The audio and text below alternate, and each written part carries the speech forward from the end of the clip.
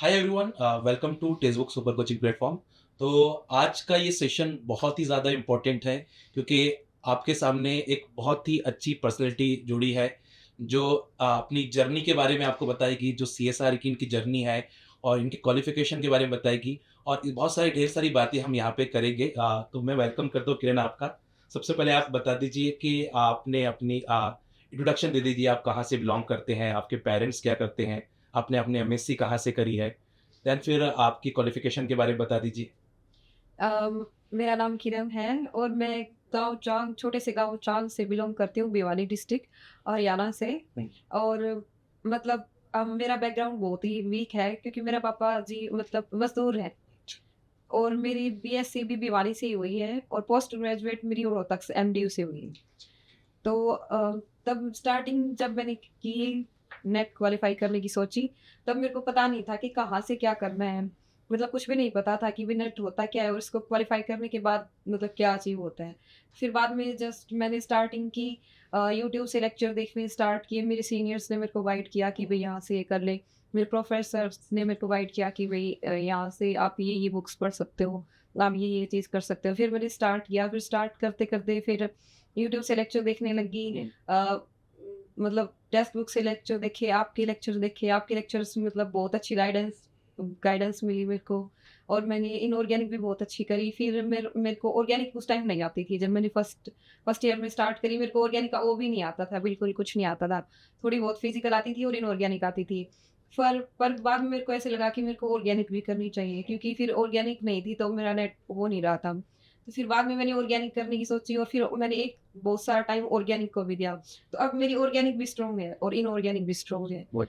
फिर बाद में मैंने इस लास्ट में फिर ये सोचा कि भई मैं रेफरेंस बुक्स भी पढ़ती हूँ, तो जैसे सर भी बताते हैं कि इनऑर्गेनिक की एटकिंस है और हाउसक्राफ्ट है और बहुत सारे बुक्स हैं, बहुत तो सारी पढ़ते बुक्स हो हैं बुक्स सर। तो हम बहुत सारी पढ़ते हैं।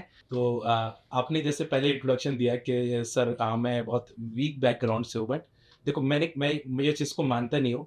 हर कोई स्ट्रॉन्ग होता है। जी, आपके पेरेंट्स कोई भी प्रोफ़ेशन में हो, ठीक है? बट आपके पेरेंट्स ने आपको सही तरबियत दी है, सही परवरिश दी है, तो आज आप इस मुकाम पे हो। आज आप जेआरएफ लेकर बैठे हो और आज से अब आप जो असिस्टेंट प्रोफ़ेसर जॉइन करोगे, पीएचडी जॉइन करोगे, तो आपके पेरेंट्स आप पे बहुत प्राउड फ़ील करते हाँ हैं। जी तो सर। आप ये मत सोचिए कि आप वीक बैकग्राउंड से हो, कि अब आप यहाँ से एक आपकी नई जर्नी स्टार्ट हो रही है और एक नई जनरेशन के लिए आप मेहनत कर सकते हो कि आगे आने वाली जो जनरेशन्स होंगी, उनके लिए आप मेहनत कर सकते हो।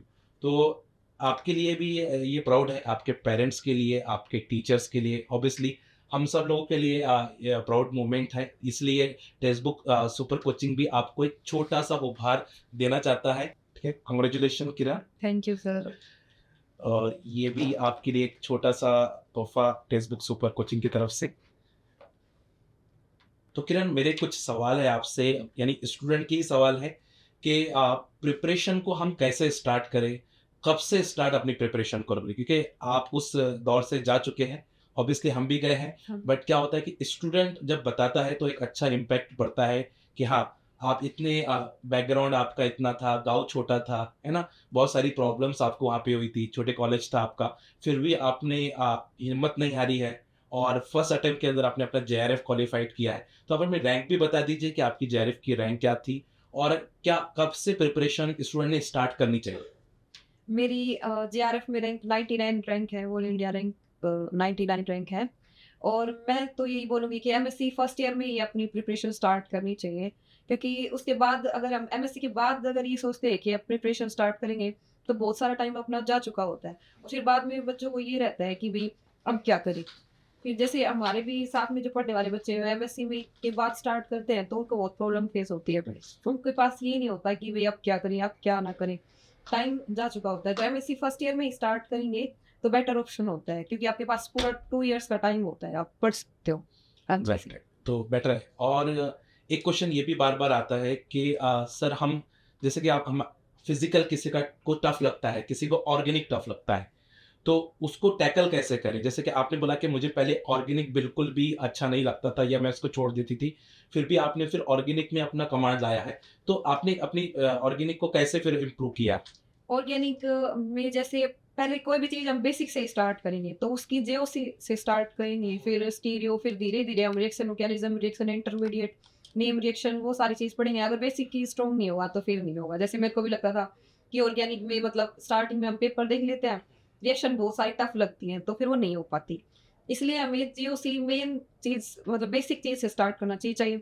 हम इनऑर्गेनिक करें या फिर फिजिकल कोई भी चीज़ करें, तो हमें बेसिक से स्टार्ट करनी चाहिए। राइट। और हमें ये नहीं सोचना चाहिए कि हम नहीं कर पाएँगे, हमें ये सोचना चाहिए कि हम कर सकते हैं। अच्छा, आपने अपनी सेल्फ नोट्स मेक करी थी या सिर्फ़ ओनली बुक से ही पढ़ाई, जो टीचर आपको पढ़ा रहे थे, टेक्स्ट बुक के टीचर आपको पढ़ा रहे थे, क्या उसके नोट्स बनाई थी आपने प्रॉपर सेल्फ नोट्स, इसकी शॉर्ट नोट्स बनाई थी?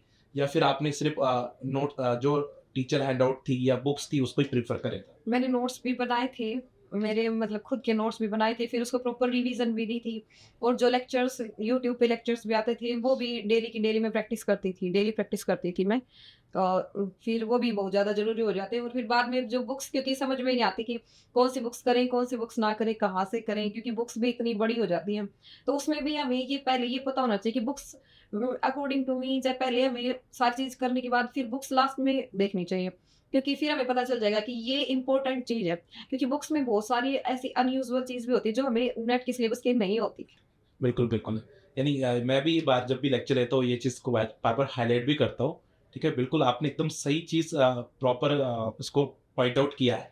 सेकंड है कि आप अब जेआरएफ हो चुके हो, आगे लाइफ में आप क्या करना चाहते हो? असिस्टेंट प्रोफेसर बनना चाहते हो या पीएचडी के अंदर रिसर्च में आप कंटिन्यू करना चाहते हो अपने आप?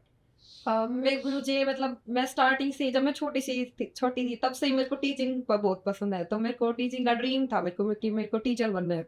तो मैं असिस्टेंट प्रोफेसर ही बनना चाहती हूँ। तो उसके लिए मैं प्रिपरेशन कर भी रही हूँ, अभी भी कर रही हूँ।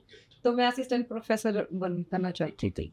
और असिस्टेंट प्रोफेसर के लिए मतलब मिनिमम क्राइटेरिया तो नेट ही है, वो आपने पार कर चुके हो अभी, ठीक है?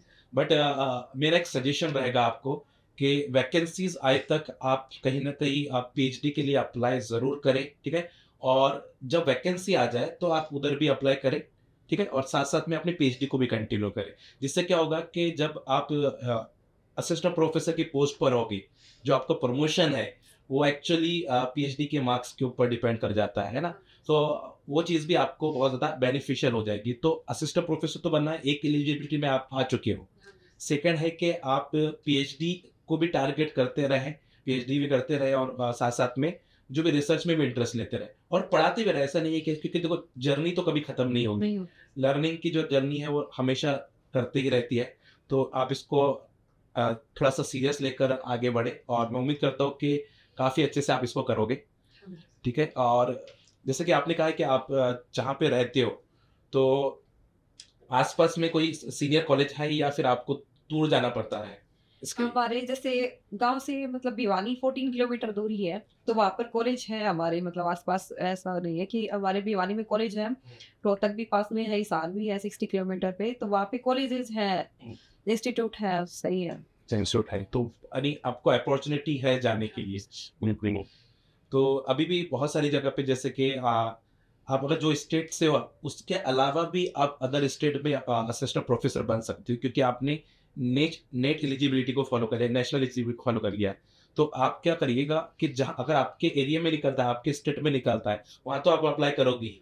साथ-साथ में अब अदर स्टेट में है, राजस्थान के अंदर आप अप्लाई कर सकते हो, है ना? या फिर बिहार उधर साइड में जहाँ पे भी आप बात कर रहे हो, वहाँ पे अप्लाई कर सकते हो। तो इस चीज़ को भी आपने टैकल करते रहना है, ठीक है? और देखते रहना है कि वैकेंसीज़ आ रही है तो उसको हम भरते रहें। क्योंकि आपका सपना ही वही है, तो सपने को पूरा करने के लिए आपको एक एक लिमिटेशन में नहीं जाना है। उस लिमिटेशन थोड़ा-सा आपको इंडिया आपका है तो ऑल इंडिया में जहाँ पे भी निकलता है, वहाँ पे आपको फॉर्म फिल करना बहुत ज़्यादा ज़रूरी है, ठीक है?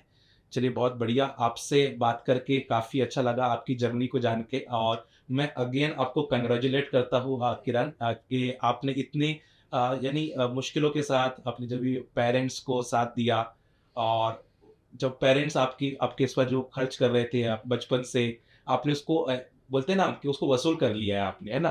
कि एक प्राउड फील करवाया अपने पेरेंट्स को। आज मैं देख रहा होता कि आपके पेरेंट्स आपके साथ आए हुए हैं और उनको कितनी खुशी है यहाँ पे आने की, वो भी मैं देख रहा हूँ। आप जब मुझसे मिले हैं, तो आपके जब हम दोनों बात कर रहे थे, तो आपके पेरेंट्स उसको वीडियो शूट में रिकॉर्ड कर रहे थे। तो एक अलग से उनके चेहरे के ऊपर एक खुशी मुझे देखने को मिली। तो इसी तरीके से आगे आप बढ़ते रहे और मैं आपको और कांग्रेचुलेट करता हूँ, ठीक है? और गाइस तो आपने किरण की इस जर्नी को तो जान लिया है कि इन्होंने एक छोटे से गाँव से निकलकर एक अच्छे जेआरएफ जर्नी को अचीव किया और आगे चल के ये अपने असिस्टेंट प्रोफेसर जर्नी के अंदर एंटर करने वाली है।